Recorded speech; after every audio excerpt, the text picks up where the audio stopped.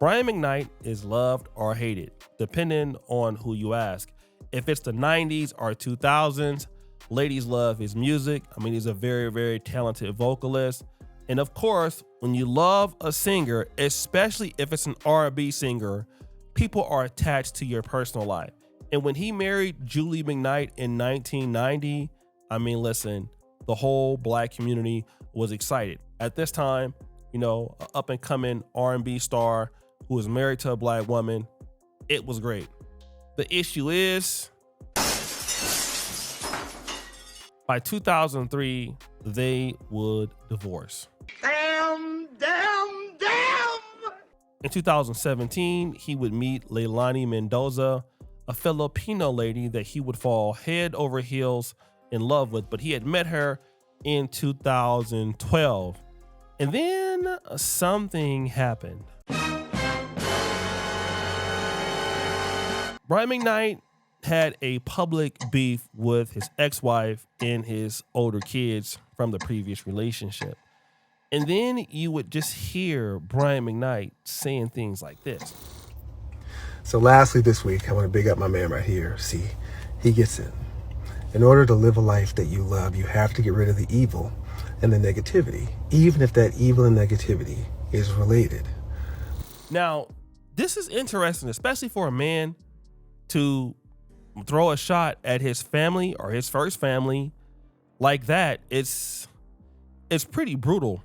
But shout out to Anton Daniels, because Anton Daniels would get Brian McKnight on a podcast and they would talk about it. And Brian McKnight would be very, very frank. We separated 4 times before we ended up getting divorced ultimately anyway. Really? How far into the marriage was would you say the first separation? 2 years. Because you were married for what, 13 years? Yeah, 13. And so 2 years in, there was a separation. Yep. And then you come back and then Yep. it's another separation. Yep. Wow. So why not just break off? Why stick it out for 13 years? For the kids. So he's saying, listen, me and her split up 4 times in 13 years, or separated before the divorce happened. But you know what? I wanted to stay with her for the kids. I was conflicted. And then the bombshell. Listen, you're torn because I was never in love with their mother. I wasn't.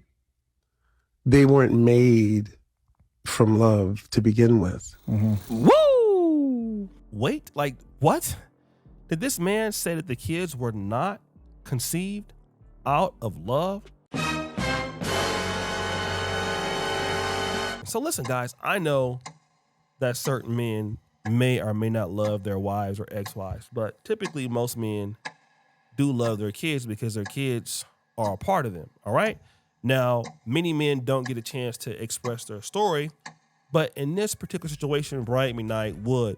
And Brian McKnight talked about the struggles that he had with his older sons after, the divorce was finalized and, everything was cool. It had been some time before he would even get into the relationship. He was still relatively single. And he talked about the disrespect that he would get from his kids. Kind of stuff going on. So wait a minute. So they're with you. They're with me. But now they're starting to get out of control in a sense. In the midst of all of this, I got these jokers in my house who will show up, come in and not even speak to me. Like, hell, Miss McKnight, thank you for having us or anything like that. It's like, it's crazy. Yeah. The things that are going on. Both of their girlfriends are living at the house, along with all these other people who are just, sleeping on the floor, sleeping, So they're living like rock stars. Oh, yeah, completely. Because when I'm gone, my cars are there. My bikes are there. Everything, because you're on tour. So he's talking about he coming home, weed in the house. People won't even speak to him. Nothing, not even acknowledging him. All right. And then once he found out his love was so strong for Leilani Mendoza, they had met, I believe, somewhere in LA. I believe that she was working for a fitness company. She has a PhD from UCLA. But, he fell in love with her. And he flew the next day to Seattle to see her and all this other stuff when she went back. But then once he got with her, that's when the real issues happened. His family, turned against him, his kids, because they saw him actually being happy. And, well, the narrative about me was that I wasn't capable of loving somebody. I wasn't capable of being a faithful husband. I wasn't, capable. And he'll never get married. Oh yeah, he can act like this. He can put this woman on his Instagram, but he won't get married. Well, now he's getting married. Well, he's not going to get married. He's not going to go through with it. Even so much so that, it's crazy. When I was out in the street, doing everything under the sun, because I lived my 20s and my 30s. Yeah. As a single man. Yep. No problems. No anything. So Nothing. It wasn't until you actually started to transition into really being that faithful, right, that person that they weren't expecting for you to become, that then it started to create that environment or that problem. Because I wouldn't have become that for them. Oh, okay. I got what you're saying. This is something that's hard to hear, especially, if your father has moved on. He's saying, listen, they never thought that I could be the kind of man I am today. And to a certain point, they're right, because I could never be that man for them. Damn! Like when he was out in the streets doing whatever he was doing, he had his chicks, that was fine. But to see him in a loving relationship, settling down, being an actual father for this other woman. And keep in mind, Leilani Mendoza has other kids who are not black, 2 Filipino kids, okay? And that's the elephant in the room. How is it that you have a black man, Brian McKnight, remarries to a Filipino woman, take care of her kids, claim the kids, and then obviously we know what happened. He completely abandoned his older kids, only showed love to her kids and the new kids he would have with her. Even like naming his youngest son. He did have a son, Nico, who had, I believe, some sort of terminal cancer. And Brian McKnight has just been adamant about just rejecting those kids out of his life. But he would then go on to say this. His last address after I had moved them out of my house because I couldn't take the weed smoke and all that. But I told him, listen, here's an apartment. It's brand new. I'm going to pay for it for a year while y'all get yourselves together. You are now 25 and 22. 24 and 21. So you were still trying to help them to become the men that they were supposed to be. Right. Even though they were fully grown adults. Fully grown adults. 24 and 21. Here's your place. Now all your friends come up there. Be creative. You have all these people staying with you. Have them pay some rent. $100 here, whatever you have to do while you guys can get your music off the ground. They had produced a record at my house. It was out. It was doing well. My whole team. So Brian McKnight was talking about the fact that he paid over $18,000 a month child support. He was paying for his older kids' apartments. They refused to go to college. He was taking them all around the world, trying to get them into singing, trying to get them into the industry, but they were not doing any real work, staying in the industry. And so his oldest son, Brian McKnight Jr., happened to get, some lady pregnant, all right? And then happened to be that Brian McKnight, they have the same name. And the real turning point for Brian McKnight was that as Brian McKnight was either coming into the country or somewhere, he got arrested.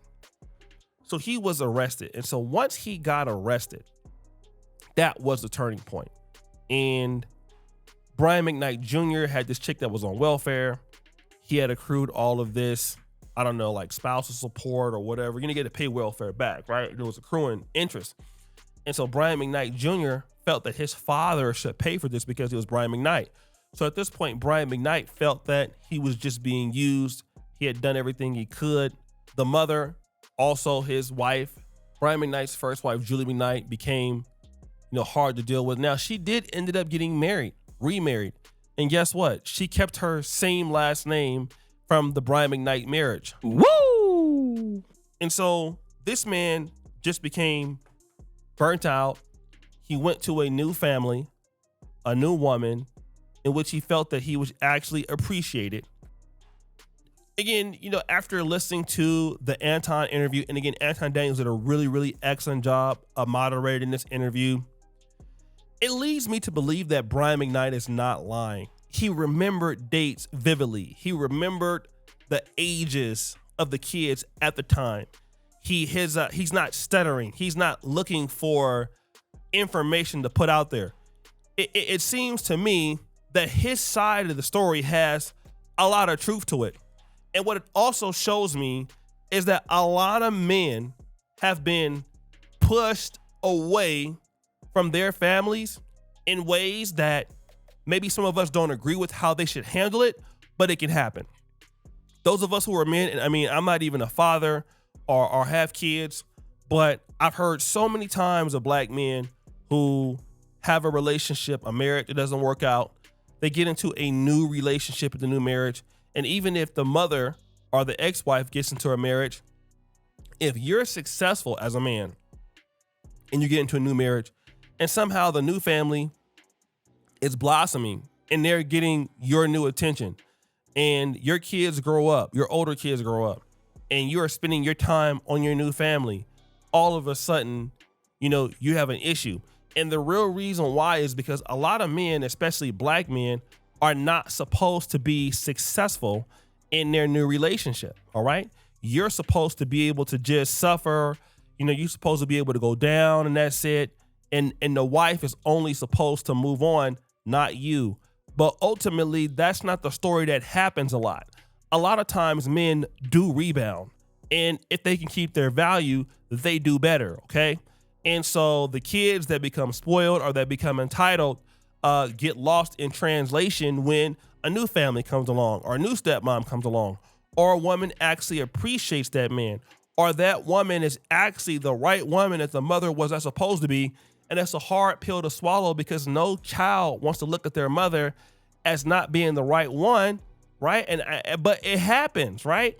And so the father is going to be putting in his time and effort in his new family.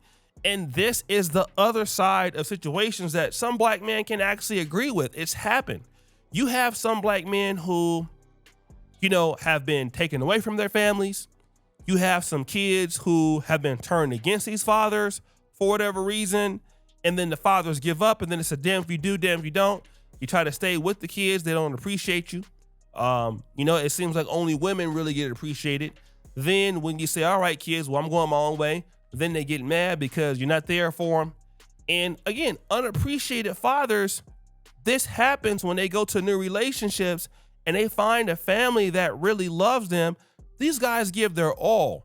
And the elephant in the room is this lady is Asian, right? How can you do all of this for an Asian woman, but you can't do this for a black woman? Okay, how can you do this for a single mom and turn your back on the kids? If his story is correct, and I think that it is correct from what I'm hearing, a lot of times kids turn their backs on parents. Woo! And you know what? I realize that it's always the parents that need to be, having the ownership of the relationship. Sometimes the kids, adult kids, make mistakes and don't appreciate what they have because they've been spoiled, because they grew up rich. A lot of people have given their left arm to be the son or daughter of Brian McKnight, a father willing to pay for you to go to college. You didn't want to do that. You didn't want to follow in the footsteps. You didn't want to do that. So what is a man supposed to do? Just sit there and be taken advantage of? And I see that a lot of times, especially if you a man that got money. And since I've been on my little YouTube thing for a decade, I can tell you people will live off you as long as they can and not get their stuff together. People in your family will call you, ask you for money. They don't care how hard you got to work for it. They don't care what you got to do. And it's your job to sit there and just give them what you want or what they want until you sit down, roll over and die. Every man is not going to basically take that position. All right. Some men are going to prioritize their happiness. And if that means letting, your ex-wife go, letting your kids go, your kids grown, and giving up and say, I'll wash my hands with your ass, that is what it will be. This is how it can be. I think that the majority of what he's saying, it has to be the truth. It has to be the truth because his responses, and my honest opinion, I could be wrong, but his responses are so accurate. He remembered days, remember times. He's not looking for answers, digging it up. No, he knows it like if it's yesterday. And this goes to show me, and knowing celebrities like I have studied them, a lot of people are entitled, don't respect the money and the effort that it takes for you to have that money. And again, the best thing a person can do once you get some money is once you get around people who actually appreciate what you do for them, what you bring for them, it's over. It's a wrap. All right. And this is actually the God's honest truth. Anton did an excellent job on asking questions and just letting the man talk. It was excellent. If I had to give Anton a rating out of 1 out of 10, it'd have been an 18. That's how good this podcast was. So guys, check it out on Anton's channel. We out.